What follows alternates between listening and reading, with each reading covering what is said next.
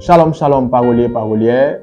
Nous espérons que ce message te trouve, toi et ta famille, en bonne santé. Je prie que le Seigneur bénisse ta journée et que, selon la mesure de sa volonté, il réponde favorablement à tes attentes. Bienvenue à notre dévotion matinale. L'intitulé de cette dévotion sera « Ne les crains pas ».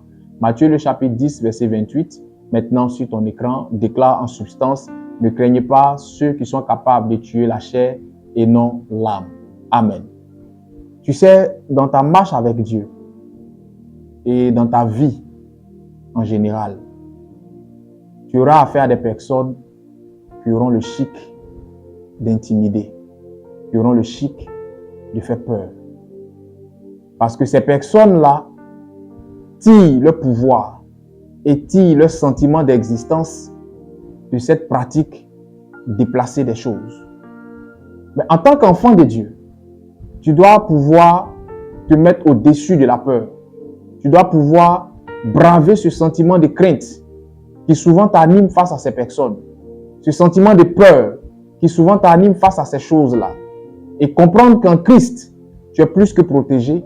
En Christ, tu es à l'abri de toutes les actions des ténèbres.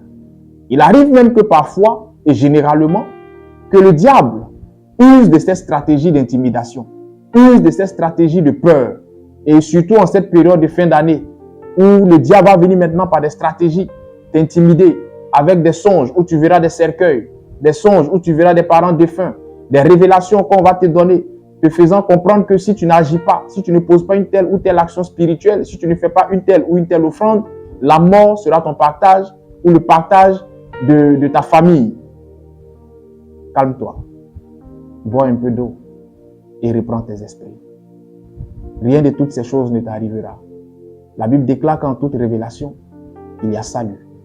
Le but de l'évangile, le but de la foi en Dieu, n'est pas de nous faire vivre un film d'horreur mis en image.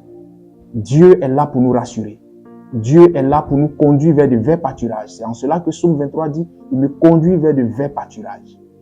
Il maintient notre âme dans la paix. Le but d'un conducteur spirituel n'est pas de jouer le rôle du chef bandit qui, chaque fois qu'il t'envoie un message, est de te tourmenter, ou chaque fois qu'il te donne une révélation, est de te parler d'un mort ou d'un cercueil ou d'un corbillard qui est rentré dans ta maison. En cette période de fin d'année, ne crains rien du tout. Soit dans la prière, soit dans la consécration, soit dans le jeûne, soit dans la présence de Dieu, et le Seigneur te donnera la protection.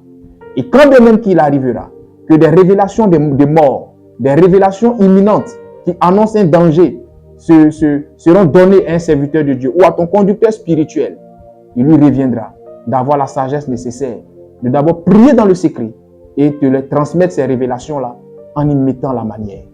Vous savez, lorsque vous regardez une nation, Dieu seul sait combien de fois des tentatives de coup d'État, des tentatives d'assassinat, des catastrophes naturelles ou des catastrophes au-delà même du naturel devraient s'abattre sur la nation.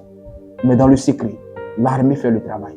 Dans le secret, il y a des personnes qui sont disposées à agir afin de maintenir la population dans la sérénité et dans le calme.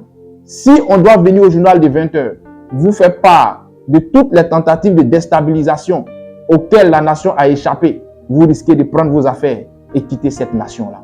Il en est de même pour un conducteur spirituel. Le rôle du conducteur spirituel est de faire le job dans le secret, est de rassurer et de pouvoir maintenir son fidèle dans une certaine sérénité et non de le troubler. C'est pour cela que vous devez avoir un profond respect pour vos conducteurs, les vrais, parce que ce sont des personnes qui font un travail énorme dans le secret. Ils passent des nuits blanches. C'est la raison pour laquelle ils ont souvent les yeux rouges, parce qu'ils veulent que vous soyez serein et stable dans la foi. Je prie que le Seigneur vous donne la bonne compréhension des choses et que Dieu vous aide à garder votre calme et à ne pas céder à la panique. Dieu est bon en tout temps.